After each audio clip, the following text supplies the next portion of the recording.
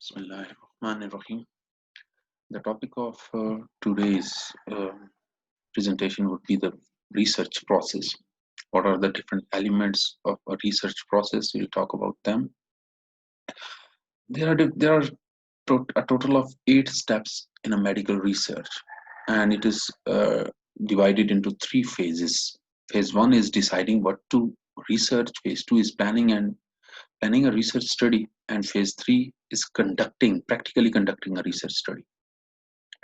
Phase one, that is deciding what to research, includes formulating a research problem, and then planning a research study includes conceptualizing a research design, constructing an instrument for data collection, selecting a sample, writing a research proposal, and then conducting a research study includes collection of data, processing and displaying of the data, and then finally writing a research report. Please note that we will be talking about each and every these different steps in the coming lectures in details. Over here I will just provide an overview of these different steps, a quick overview of these different steps, and then later on we will talk about them individually and what are their advantages, disadvantages, what are the steps, what are the important considerations of each of these steps, and so on. So the first step is formulating a research problem. A research problem identifies your destination, as everything that follows in the research process is generally influenced by the way research problem is formulated. First of all, far most important thing is you need to identify your destination, which direction, which study plan, which area you would like to work, and rest of everything will be followed by this direction. Whether you are, let's say, in biomedical sciences, microbiology, what field, what research problem are you going to choose for your research work? So the main function of formulating a research problem is to decide what you want to find about, whether, let's say, in microbiology it's a disease or is the aspect of the disease that you are trying to look out for, some therapeutic potential, or just a prevalence study. That depends upon your work. It is important to evaluate the research problem in the light of the financial resources at your disposal. That's very important, that you shouldn't be planning something which is too much of a cost. It might create problems for you. So you need to look out for how much fundings do you have for a specific project. The time available to you, that's very much important. You shouldn't extend your work just because you want to find out some few extra things about your work, a disease, a pattern, or some you want to extend your work. It's not advisable to extend your work beyond the degree schedule. Your own and your research supervisor's expertise and knowledge in the field of study. Again, like in the previous lectures, I've told you that it is advisable to go for a research work in which especially your supervisor has got the expertise. Whether you are doing a master's level research or a doctoral level research, it is better to go to work on the topic in which especially you and your supervisor have got the expertise. It is equally important to identify any gaps in your knowledge in the relevant disciplines, such as the statistics required for analysis, or whether you are going to need any supplementary courses for that specific project, or you might need any software trainings. So you need to arrange those things. These are the preliminary requirements of any project. You need to identify the gaps in your knowledge, and then you need to work on them alongside. For example, they are just a type of research problems are alcohol's role in HIV transmission and disease progression, molecular detection of HCV in youth of afterward. These are different types of examples of a research problem. Step two is conceptualizing a research design. It is an extremely important feature of research is the use of appropriate methods. The main function of research design is to explain how you will find answers to your research questions, how you will be conducting your research. And the research design sets out the specific details of your inquiry. A research design should include the study design per se and the logistical arrangements that you propose to undertake. So it will define, it will include how you are going to conduct the study, the place of your study, the laboratory requirements that you have, the financial resources at your disposal, and how you are going to arrange it, how you are going to work on it, what kind of laboratory requirements, the infrastructural requirements that you might have. You at times you might need a separate lab for your work, for your dedicated work. So that depends. The measurement procedures, the sampling strategy, the frame of analysis, and time frame. So it includes everything, every plane. Conceptualizing research design, basically it includes all these different steps. They're like, this is a type of medical research we have got. You can go for primary research or secondary research. We will talk about them in the medical research types. And you can go for a research problem which includes some sort of intervention or experimental study. You can just observe, plan a research problem which is just observation or research work. You can go for meta-analysis or systematic reviews. Conceptualizing a research design, it also includes that for any investigation, the selection of an appropriate research design is crucial in enabling you to arrive at valid findings, comparisons, and conclusions. A faulty design results in misleading findings and is therefore tantamount to wasting human and financial resources.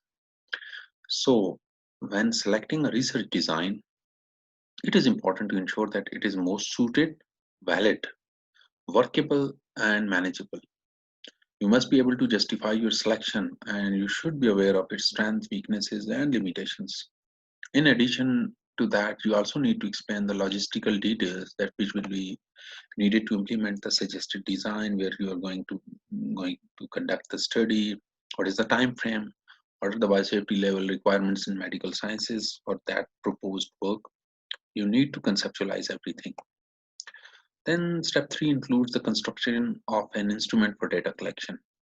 You need to understand that anything that is a means of collecting your information for your study or your research is called a research tool or research instrument. It might include a sample, that is, you can collect a blood sample, you can collect a bodily fluid, you can have some sort of animal models, you can be having some observation forms, interview schedules, or the questionnaires that depend what your research tool or instrument is. And the construction of research tool or instrument is the first practical step in carrying out a study. If you are going to collect data, especially for your study or the primary study, you either need to construct a research tool or instrument, or you can use a one which has already been constructed. You need to give reference to that. And the field testing or pre-testing a research tool is an integral part of the instrument collect construction. As a rule, this is a rule that the pre-test of a research instrument should not be carried out on the sample of your study population, but on a similar population which you are not proposing to study. For example, it is very much important that it is very much important that you do not directly go for human work in medical research. Let's say you are proposing a therapeutic intervention, then it is iron. This is how you work, that first you work on animal models, animal trials, and then in the final stages you go for human trials. It's not that you directly go for your selected study population and you start working on that. It's not advisable, it's not doable. Step 4 includes selecting a sample. The accuracy of any finding largely depends upon the way you you select your sample. And the basic objective of any sampling design is to minimize the gap between the values obtained from your sample and those prevalent in the study population.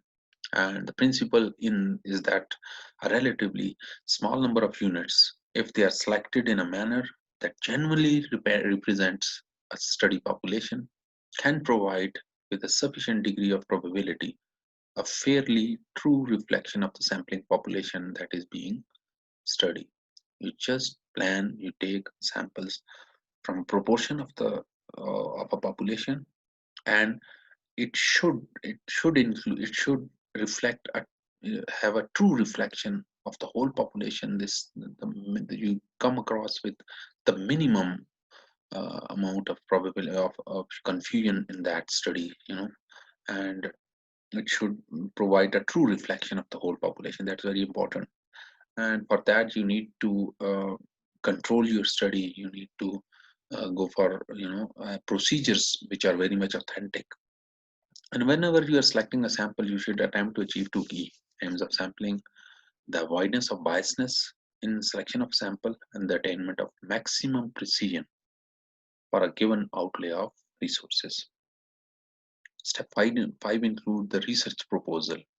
Now, this is a very important step in which you put together everything and you which provides adequate information about your study. You write it out about your research work, and you provide it, you lay it out with a document.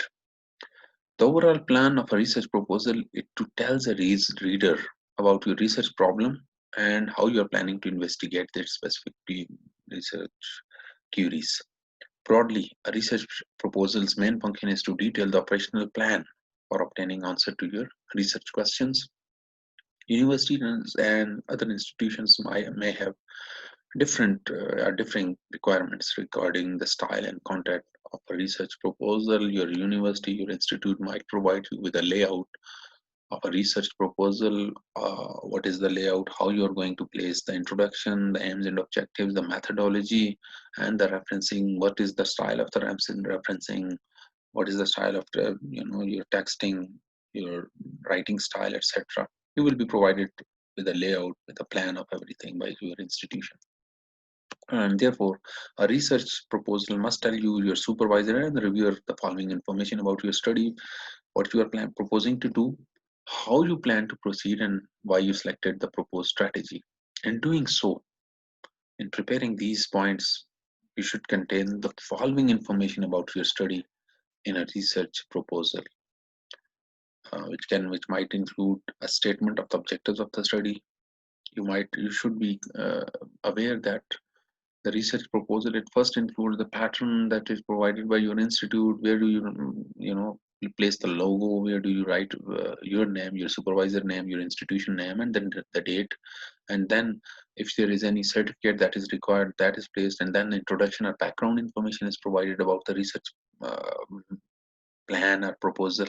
And then you go for statement of objectives, list of hypotheses. If you are testing any hypothesis, you need to list it.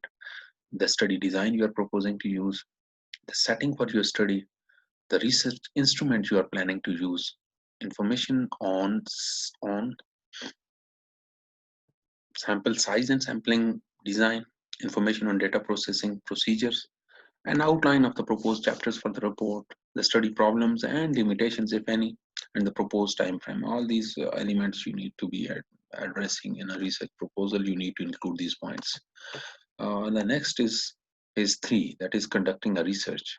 And step six includes collection of the data.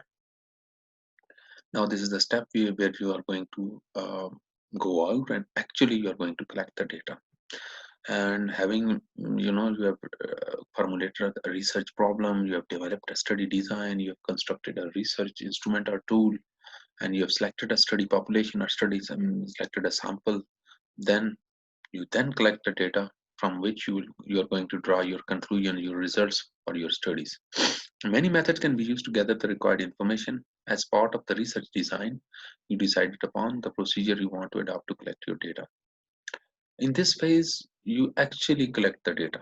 For example, depending upon your plans, you might start taking the samples. You can go, let's say if you plan to collect blood samples, bodily fluids, your plan to start some study, some population, some proportion from human population. You need to identify your subjects.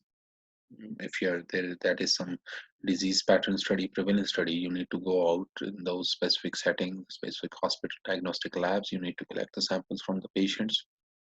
You start the commencement of the interviews. If if needed, required by your study, you need to initiate the questionnaire. You need to start questioning, place the consent forms from the subjects. You can mail out these questionnaires if that is part of your study plan of your study. And if that's an observational studies, you need to start making the observations and write down those details into your previously prepared document or form. And collecting data through any of the methods may involve some ethical issues. That's very important consideration while conducting any research. You need to consider the ethical issues that are related to a study. We will talk about that in detail later on. Step 7 is the processing and displaying of the data. The way you analyze the information you collected largely depends upon two things: the type of information, what sort of information you've got, whether it's descriptive, whether it's qualitative or attitudinal, and the way you want to communicate your findings to your readers. If you want quantitative analysis, it is very much necessary to decide upon the type of analysis required, whether it's the frequency distributions, is cross tabulations, or any other statistical procedures such as regression analysis, factorial analysis, and analysis of variance, and how you are going to be going to present it.